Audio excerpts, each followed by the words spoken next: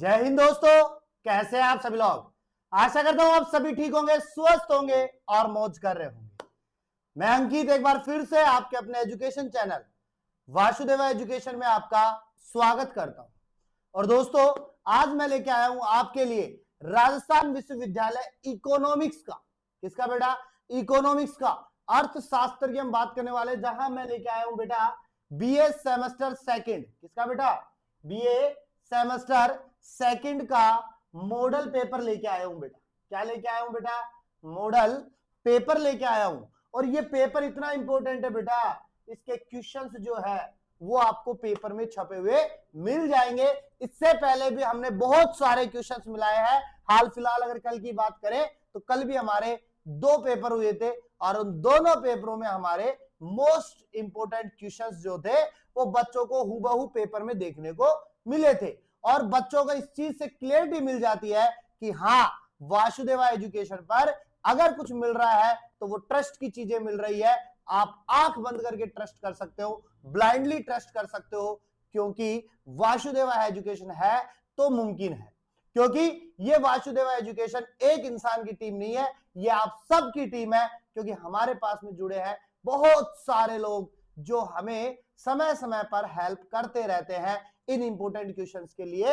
और आपके जो इकोनॉमिक्स के जो टीचर है, इकोनॉमिक्स जो पढ़ाते हैं, वहीं से ये क्वेश्चन निकल के आता है। तो आइए शुरू करते हैं। हमारे पास में एक एक क्वेश्चन की बात करेंगे अपने पास में और फिर अपन चलेंगे आगे की ओर। तो बेटा क्वेश्चन क्या कहने वाले हैं अपने पास में, इनकी बात करते हैं। तो पहला क्वेश्चन हम देखते हैं। तो पहला क्वेश्चन बेटा, छोटे छोटे 10 क्वेश्चन आते हैं, तो इन 10 क्वेश्चनों को रेडी किया है। पहला है बेटा, एचडीआई का पूरा नाम लिखो। किसका बेटा, एचडीआई का पूरा नाम लिखो बेटा। तो एचडीआई का मतलब, एच का मतलब होता है हमारे पास में ह्यूमन, ह्यूमन होता है। डी का होता है बेटा डेवलपमेंट, डी का होता है बेटा डेवलपमेंट होता है। और आई का बेटा होता है इंडेक्स। क्या होता है, इंडेक्स होता है। तो इस प्रकार से हमारे पास में एचडीआई का पूरा नाम हो जाता है। क्लियर बात है। सेकंड क्वेश्चन है बेटा, कुपोषण क्या है। कुपोषण क्या है, व्हाट इज मेल न्यूट्रिशन। अब बेटा आपको पता होगा कि आपने छोटी क्लासों में साइंस में एक टॉपिक पढ़ा होगा, पोषण पढ़ा होगा, और उसी पोषण से एक क्वेश्चन आया बेटा कुपोषण। कुपोषण का मतलब सीधी सी बात है कि अगर व्यक्ति को पर्याप्त मात्रा में न्यूट्रिशन ना मिले, पर्याप्त मात्रा में क्या ना मिले बेटा, न्यूट्रिशन ना मिले, पर्याप्त मात्रा में न्यूट्रिशन ना मिले।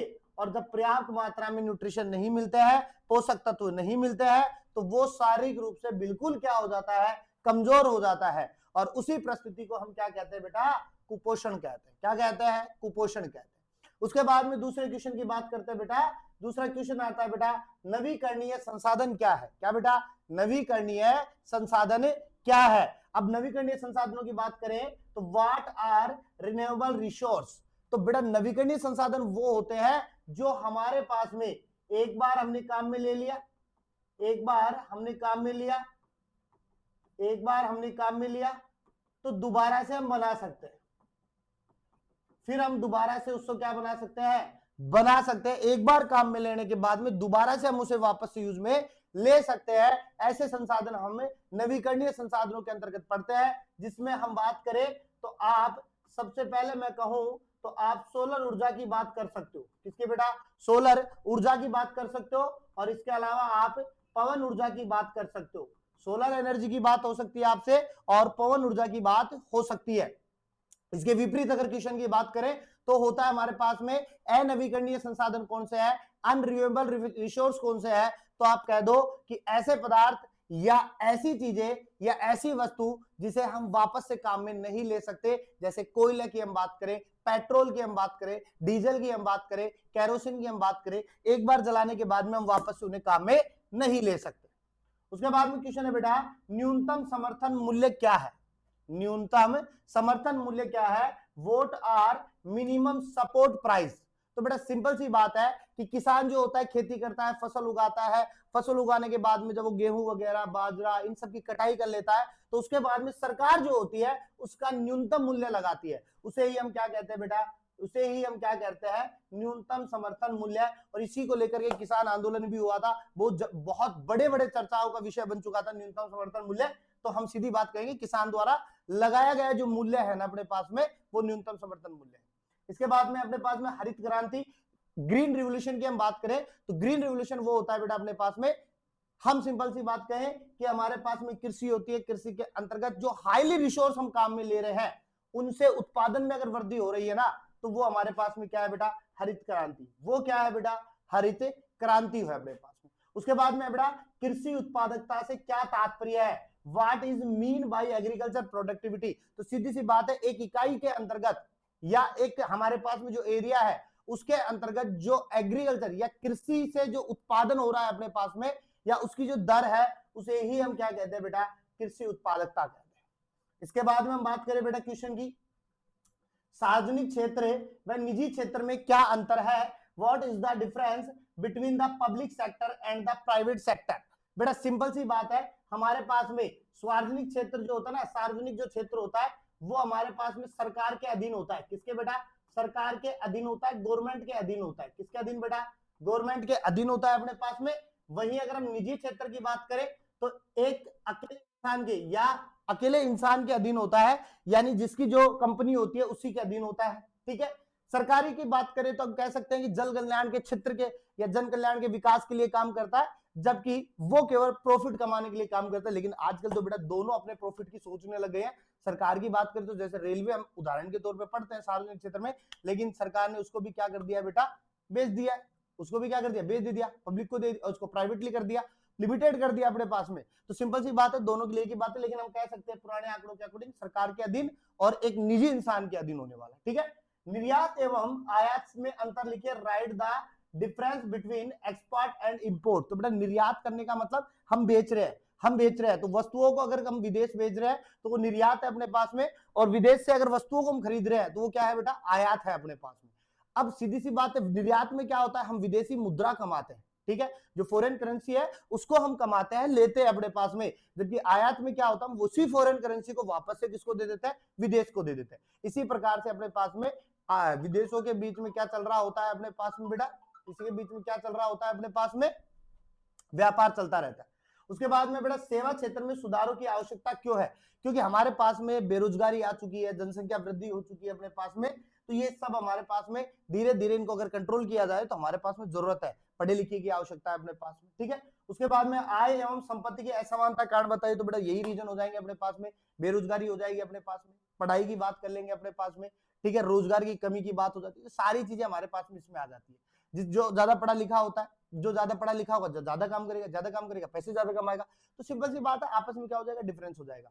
इसी के साथ में बेटा हम बात करते हैं बड़े क्वेश्चनों की। बड़े क्वेश्चनों को मैं शॉर्ट एंड तरीके से समझाता हूं अपने पास में, डायरेक्ट बताता हूं अपने पास में। क्वेश्चन है बेटा राष्ट्रीय आय क्या है, क्या है राष्ट्रीय आय क्या है, इसकी अवधारणा, मापन की विभिन्न विधियों तथा भारत में राष्ट्रीय आय की प्रवृत्तियों का विस्तृत वर्णन कीजिए। What is a national income? Explain its concept, different method of measurement and the trend of national income in India।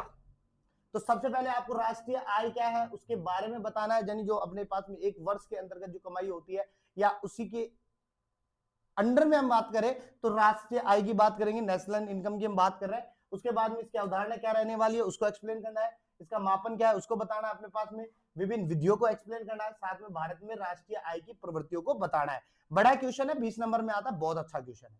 उसके बाद में बड़ा क्वेश्चन है बेटा जननांकीय संक्रमण सिद्धांत क्या है। जननांकीय संक्रमण सिद्धांत क्या है बेटा, डेमोग्राफिक ट्रांजिशन थ्योरी को आपको बताना है। ठीक है, उसके बाद में क्वेश्चन है बेटा भारतीय अर्थव्यवस्था की प्रमुख विशेषता आपको बतानी है कि भाई ये जो अपने पास में पूरा का पूरा जो इंडियन इकोनॉमिक सिस्टम रखा हुआ है ना, इसके लिए क्या क्या अपने पास में विशेषता, किस वजह से रखा हुआ है, किस वजह से सारी चीजें चल रही है, उसकी बात करें। ठीक है, उसके बाद में हम बात करें बेटा भारतीय कृषि की भूमिका, प्रमुख समस्याओं तथा भूमि सुधारों की आवश्यकता उपलब्धियों की विवेचना कीजिए। तो बेटा भारत में जो कृषि की भूमिका है उसके बारे में बताना कि भारत एग्रीकल्चर जो है वो बहुत ज्यादा है भारत के अंदर, और भारत जो है कृषि प्रधान देश रहा है अपने पास में, इसके बारे में बताना है। उसके बाद में इसकी जो प्रमुख समस्या क्या क्या आती है अपने पास में कृषि के अंदर समस्या, उसको बताना है। इसके अलावा भूमि सुधार के लिए हम क्या क्या कर सकते हैं उसकी बात कर सकते हैं, क्योंकि आज के समय में यूरिया को सबसे ज्यादा हम काम में लेते हैं, इसी यूरिया की वजह से हमारे पास में भूमि क्या होती जाती है, बंजर होती जाती है, खराब होती जाती है। तो क्या कर सकते हैं उसको बताना अपने पास में। ठीक है, इसके अलावा इसमें टिप्पणी की बात करें तो टिप्पणी है बेटा भारत में श्रम सुधारों से संबंधित प्रमुख मुद्दों एवं नीतियों बता। बड़ा क्वेश्चन है, इंपोर्टेंट क्वेश्चन है, शानदार क्वेश्चन अपने पास में। तो बेटा यहां पर हमारे पास में लेबर रिफॉर्म जो है उसको बताना है अपने पास में, क्या मुद्दे हो सकते हैं, क्या नीतियां हो सकती है, सारी चीजों को एक्सप्लेन करना। बड़ा क्वेश्चन है, शानदार क्वेश्चन है, आएगा अपने पास में। इसके बाद में 3 चीजें अपने पास में, औद्योगिक विकास है, औद्योगिक नीति है, प्रत्यक्ष विदेश नीति है अपने पास में, यानी कि इंडस्ट्रियल डेवलपमेंट है, इंडस्ट्रियल पॉलिसी है, और फॉरेन डायरेक्ट इन्वेस्ट पॉलिसी अपने पास में, इनको बताना बड़ा क्वेश्चन है। इसके बाद में हमारे पास क्वेश्चन है बेटा, भारतीय अर्थव्यवस्था में सेवा क्षेत्र की भूमिका। भारतीय अर्थव्यवस्था में सेवा क्षेत्र की भूमिका बतानी है आपको, ठीक है। इसके महत्व बताने, विकास प्रवृत्तियों का वर्णन करना, बड़ा क्वेश्चन है, शानदार क्वेश्चन है। डायरेक्ट सेवा क्षेत्र की भूमिका, जैसे मैंने अभी बताया आपको, पढ़े लिखे अनपढ़ लोग हैं उनको पढ़ाने के लिए, या कैसे हमारे पास में उनको डेवलप कर सकते हैं, उनकी बात, बेरोजगारी को कैसे हटा सकते हैं उनकी बात, तो ये सारी की सारी हमारे पास में है। सबसे महत्वपूर्ण विकास प्रवृत्ति, कैसे हम ऐसी मॉडिफिकेशन करें, कैसी चीजें लेके आए जिससे कि हम डेवलपमेंट ज्यादा से ज्यादा कर सके। इसके अलावा टिप्पणी है बेटा, भुगतान संतुलन, बैलेंस ऑफ पेमेंट को बताना है आपको। अर्थव्यवस्था की सबसे बड़ी नींव है बैलेंस ऑफ पेमेंट, इसको बताना है अपने पास में। इसके अलावा आईएमएफ एवं डब्ल्यूटीओ की भूमिका तथा कार्य बताना है, वर्ल्ड ट्रेड ऑर्गेनाइजेशन के बारे में आपको यहाँ पे बताना है। भारत के विदेश व्यापार की प्रवृत्तियों को बताना है, जैसे कि मैंने थोड़ी देर पहले आपको बताया, आयात और निर्यात, इन सबको यहाँ पे आपको करता आना है। लास्ट एंड फाइनल क्वेश्चन की हम बात करते हैं बेटा, भारत में आर्थिक नियोजन के प्रमुख उद्देश्य उपलब्धियों का वर्णन कीजिए। भारत में आर्थिक नियोजन के प्रमुख उद्देश्य एवं उपलब्धियों का क्या करना है बेटा, वर्णन करना है। यहाँ पर आपको क्या बताना है अपने पास में, ऑब्जेक्टिव बताने हैं यहाँ पे, इसके अलावा अचीवमेंट बतानी है अपने पास में। यहाँ सारी चीजें हो जाएंगी अपने पास में बेटा, इनको यहाँ पर क्या करना है आपको एक्सप्लेन करना है, ठीक है। इसके बाद में हमारे पास में नीति आयोग, इसके बाद में हम क्या बात करते हैं बेटा, नीति आयोग की बात करते हैं अपने पास में। नीति आयोग के गठन की बतानी है, उद्देश्य एवं कार्यों को बताना है, फॉर्मेशन, ऑब्जेक्टिव एंड फंक्शन, सारा का सारा नीति आयोग को लेके चलना है। बड़ा क्वेश्चन है, रिपीटेड क्वेश्चन है। उसके बाद में बेटा, भारत में गरीबी की समस्या और कारणों को बताना, problem and Qs of poverty in India, इसको बताना है। बड़ा क्वेश्चन है, रिपीटेड क्वेश्चन। क्या रीजन अपने पास में गरीबी, तो सबसे पहला बेटा बेरोजगारी है, जो सबसे बड़ा है अपने पास में, ठीक है। इसके अलावा हमारे पास में अनपढ़ की बात भी हो सकती है, और दूसरा सरकार को सबसे बड़ा कसूरवार ठहरा सकते हो आप, कोई बड़ी बात नहीं है। भारत में बेरोजगारों के कारण है, उससे दूर करने के उपाय बताने कि भारत में बेरोजगारी के कारण क्या है और उसको हम दूर कैसे कर सकते हैं, इसको बताना बड़ा क्वेश्चन है। वेल डिटेल तरीके से मैं एक्सप्लेन कर नहीं पाऊंगा, क्योंकि सीधी सी बात है, छोटा सा टाइम है, बड़ा टाइम है नहीं, कल का एग्जाम है, इसलिए आपके पास में क्वेश्चन लिखे हुए हैं, नोट्स आपके पास में अवेलेबल है।